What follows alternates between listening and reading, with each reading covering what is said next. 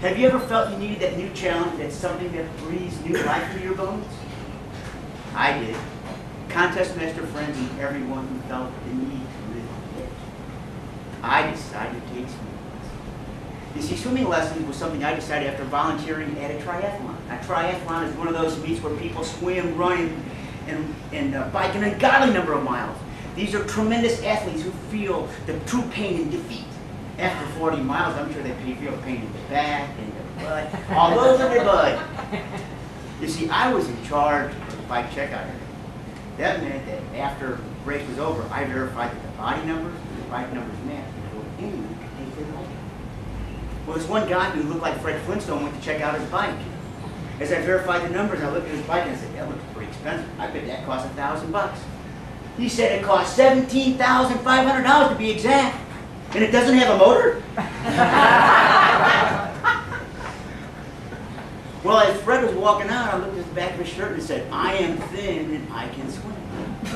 I said, if he's thin and he can swim, T.A. Grasso is tall, and I can do it all. I can't swim. You know, what am I thinking? And I thought, well, maybe this is the thing that I need to challenge that to breathe new life into these old bones. I'm athletic, I'm smart, I have a genius IQ. Well, divided by 12. And I thought just in a few short lessons, I'll be swimming like Floyd. So I called up, who can I ask? Well, I happen to know a lady who happens to be an experienced triathlete, Molly. I called Molly and said, Molly, do you know anyone who could give me swimming lessons? She said, Tony, I would be glad to give you swimming lessons. I said, are you sure? She said, yes, I can teach anyone, even you. Well, she was really patient, went through all the stuff, and there was a lot of things to keep track of. So before I took my first class, I did my inventory. Okay, swim trunks, check. Flippers, check. Boogie board, check. I could never quite figure why they call this boogie board. Goggles, check. Like, what's there to see in the pool? That's a thought. So after I put on my swim suit, and before I went out to check myself in the mirror before I went out to the pool. The most horrendous thing I had ever seen. It was terrific. I was standing face to face with the H-E-B whole fryer chicken in a swimsuit. Nah,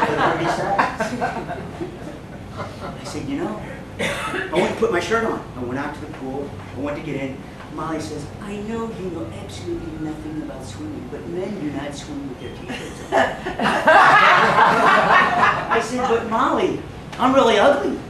You can't do that. Well, I went to take off my shirt. She goes, well, that was more of a guideline than a rule.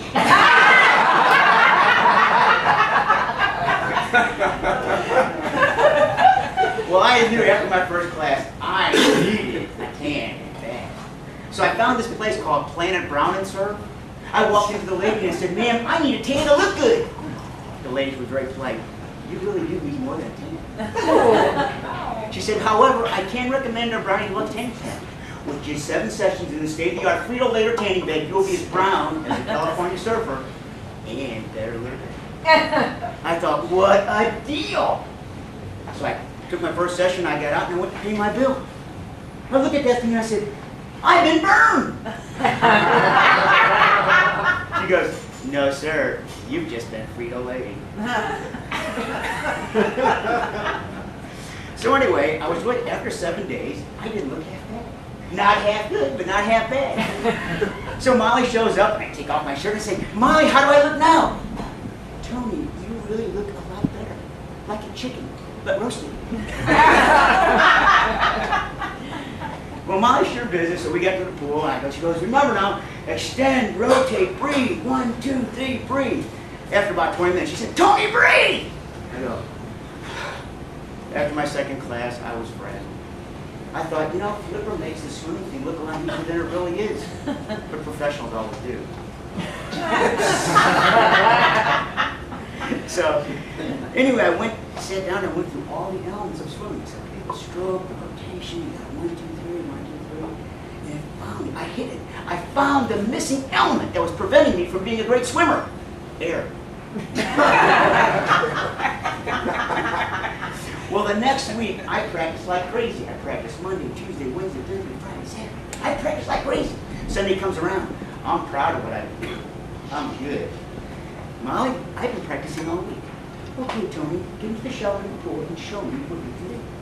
I was flawless. I started 1, 2, 3. Beautiful. It was excellent. I said, Molly, my performance was flawless. Tony, I must say that you are showing good progress, but it would be better if you weren't standing on the bottom of the pool.